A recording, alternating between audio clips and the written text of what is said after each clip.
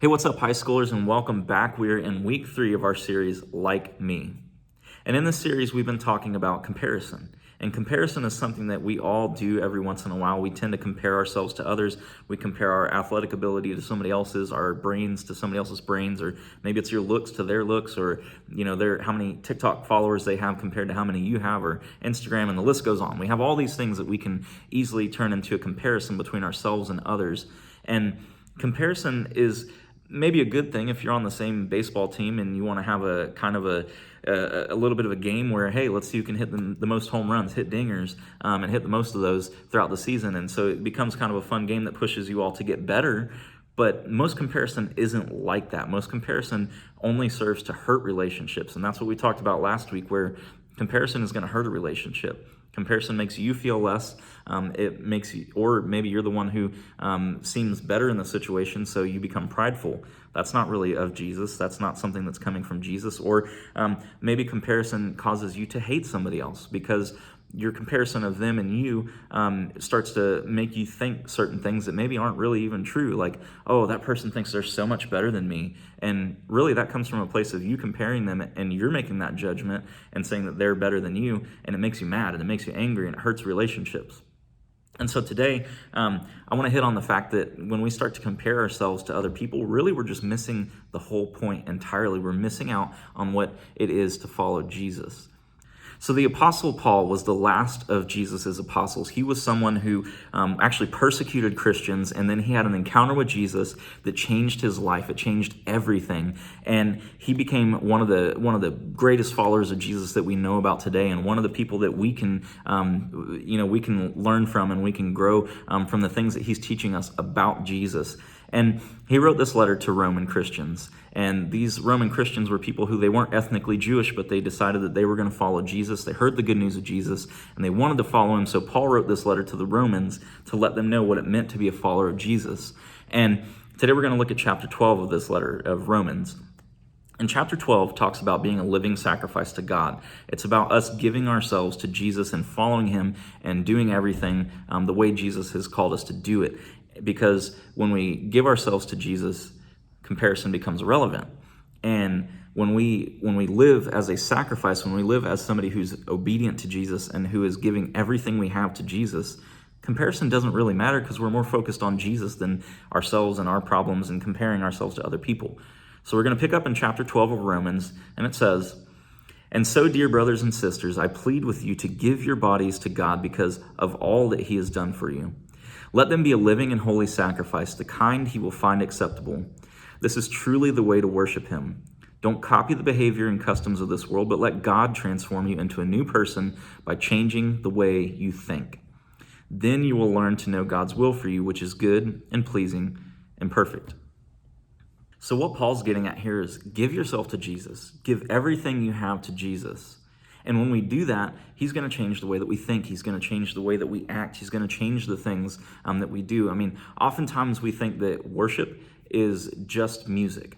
I've got a background in worship ministry. That's where I went to college and got a degree in it. And I spent a lot of time thinking about what is worship and studying what worship is. And truly, when it comes down to it, worship is obeying Jesus. It's following Jesus. And yes, singing is part of that, but more than just singing is taking your time each day to wake up and talk to Jesus, spend time with Jesus, read the Word, read the Bible, learn about Jesus, and then living your life out the way Jesus would want you to live. And the only way you can do that is if you read the Bible.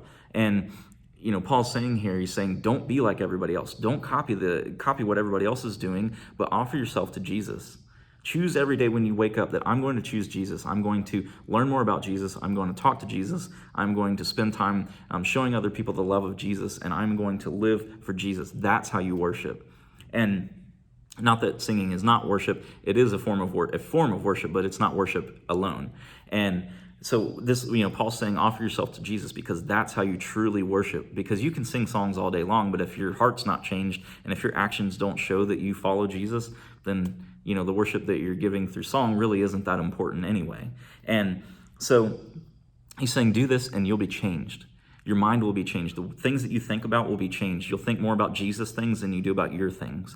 And you'll think more about how can I love others and how can I serve others and how can I serve God more than, hey, I want to compare myself to this person because they've got something I like, or they've got something that I don't have, or whatever. And so Paul's saying, in God's will simply is just love God and love others.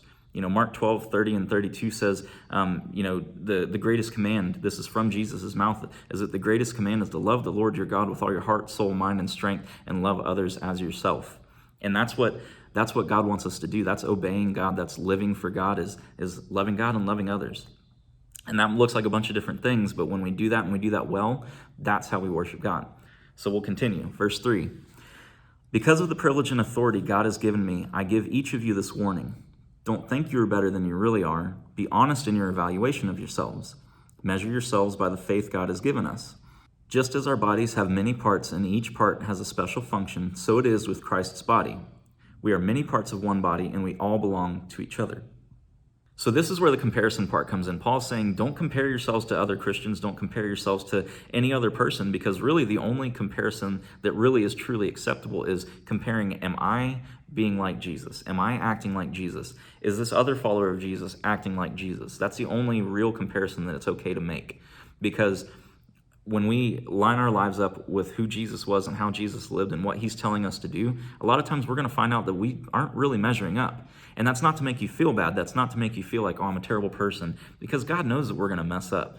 Paul also says in the letter to the Romans that we all sin and fall short of the glory of God. We all sin. We all make mistakes. We all mess up.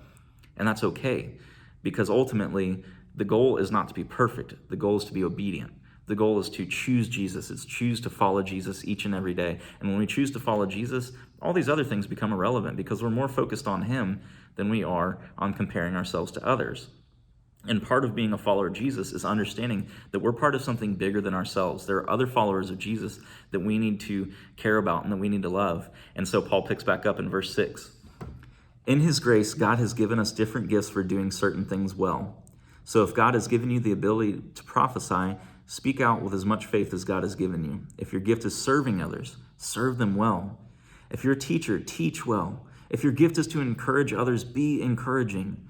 If it is giving, give generously. If God has given you leadership ability, take the responsibility seriously. And if you have a gift for showing kindness to others, do it gladly. Don't just pretend to love others, really love them. Hate what is wrong and hold tightly to what is good. Love each other with genuine affection and take delight in honoring each other. Never be lazy, but work hard and serve the Lord enthusiastically. Rejoice in our confident hope. Be patient in trouble and keep on praying. When God's people are in need, be ready to help them and always be eager to practice hospitality. Now Paul's telling us about how we relate to one another. Because I'm a follower of Jesus, and hopefully you're a follower of Jesus, and God's given us each something special that only you have, and I only have what God has given me. You only have what God is giving you, and nobody else has the exact same thing in the exact same way. And so instead of comparing, oh, well, that person sings better than I do, or that person plays guitar better than I do, if I do that, I'm getting caught up in comparison, and I'm not thinking like Jesus. Instead, I should celebrate, hey, that person has an amazing voice, and they can really glorify God with their gifts and with their talents, and they can encourage people through the songs that we sing and through leading them through that songs. Or that person, plays guitar really well, so I can have them work with me to help lead worship for you guys when we do that. And the people who are encouragers, looking at that and not saying, wow, I wish I could encourage people the way that person does, but saying, I'm thankful that there's somebody that's encouraging in my life, because they can encourage me when I need it. And then what it is that God's given me, I can do for that person when they need that. Because God's given each of us a different skill, a different talent, a different ability. And when we put that all together, we make the body of Christ. We make the group of people who follow Jesus, and we go do what Jesus has called us to do. That's love God and love others. It's teach people about Jesus, teach people about what he can do in their lives, and help them have a relationship with him. Because when we focus on Jesus, comparison becomes irrelevant. And Paul goes on just a little bit more, and I'm about to wrap up, but he says in verse 14, bless those who persecute you. Don't curse them. Pray that God will bless them. Be happy with those who are happy and weep with those who weep. Live in harmony with each other. Don't be too proud to enjoy the company of ordinary people, and don't think you know it all. Never pay back evil with more evil. Do things in such a way that everyone can see you are honorable. Do all that you can to live at peace with everyone. This entire chapter, Paul's just been building off what he said right at the beginning, that when you give yourself to Jesus, he's going to change the way you think. He's going to change the way you live. He's going to change the way that you interact with people. And he talks about how we interact with one another, but he also talks about the people that aren't followers of Jesus, the people who might persecute us, the people who might hate us because of what we believe or think that we're stupid or think that we're believing in some fairy tale. And he says, when you start to focus on Jesus, when you give yourself to Jesus, you will love. And everybody's going to know that you're a follower of Jesus because of the love that you have for other followers of Jesus and for them. And when you focus on Jesus, comparison becomes irrelevant. So this week, when you go into small groups, I want you to think about that. How have you been comparing people instead of loving them? And have that conversation of some ways that, maybe you've fallen short. Let's be honest with each other. Maybe there are some ways that we've fallen short and we've been comparing other people that we could be showing love to, and we could be encouraging people that maybe we've been beating down and that we've been cutting down because they've got something that we don't have, and they've got something that we don't like because I wish I had that and I'm jealous of them now. Instead of acting jealous towards people, we could be showing love and we could be showing compassion. And so as we go throughout this week, that's what I want us to think about, is how can we show that we love Jesus and that we love other people? What are things that we can do, and what are things that maybe we need to say I'm sorry for with each other? Maybe there are people in your group that you've compared yourself to or have played the comparison game with, and it's hurt your relationship, and you need to mend that relationship. This could be the week to do it.